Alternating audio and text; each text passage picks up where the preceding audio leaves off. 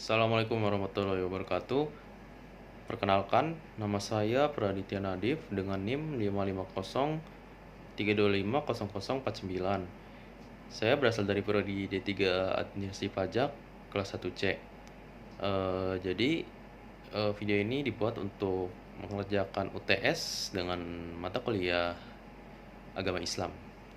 Nah, jadi pertanyaan pertama itu terkait dengan apa? Konsep fil ardi berdasarkan Quran surat Al-Baqarah ayat 30.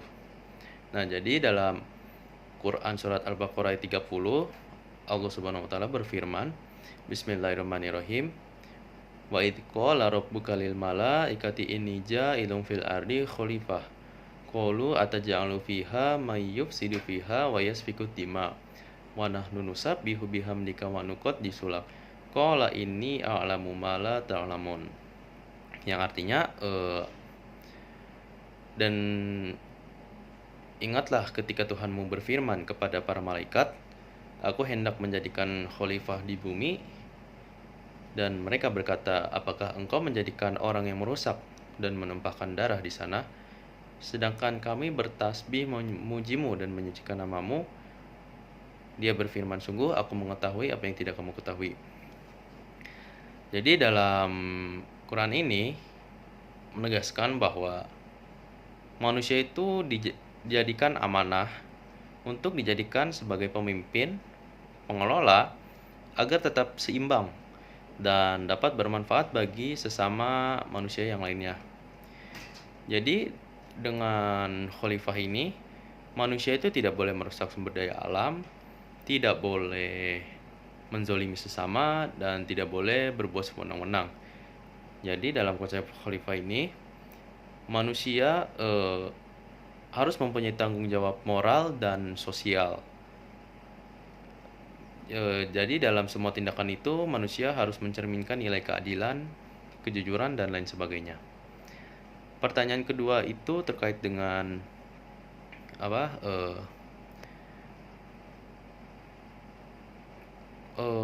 Apa sih?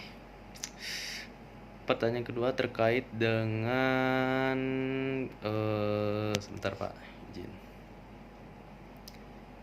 Oh iya, pandangan Anda sebagai seorang muslim dalam menghadapi multikulturalisme dan berikan salah satu dalilnya sesuai dengan argumentasi Anda. Ya, jadi dalam Islam itu mengajarkan bahwa perbedaan itu adalah fungsional, bukan untuk dipertentangkan. Jadi laki-laki bukan lawannya wanita, si kaya bukan lawannya si miskin, si pejabat bukan lawannya si rakyat jelata. Terus suku A menganggap bahwa lebih baik dari suku B. Nah, masing-masing itu adalah pasangan yang harus saling mengisi dan saling membutuhkan. Nah, seorang muslim itu juga harus mempunyai sikap toleransi, yaitu saling menghargai, saling menghormati, bahwa perbedaan-perbedaan itu bukan untuk saling membenci, tapi untuk saling mengenal. Nah, dalam hal ini sesuai dengan Quran surat Al-Hujurat ayat 13.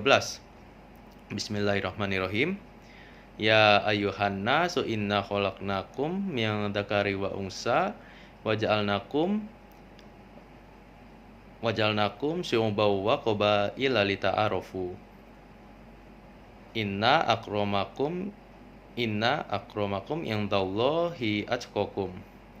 Innallaha alimun khabir. Yang artinya, wahai manusia, sungguh kami telah menciptakan kamu dari seorang laki-laki dan seorang perempuan.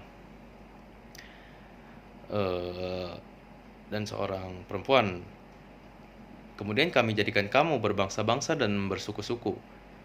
Sungguh, yang paling mulia di antara kamu di sisi Allah ialah orang yang paling bertakwa. Sungguh, Allah Maha mengetahui dan Maha teliti.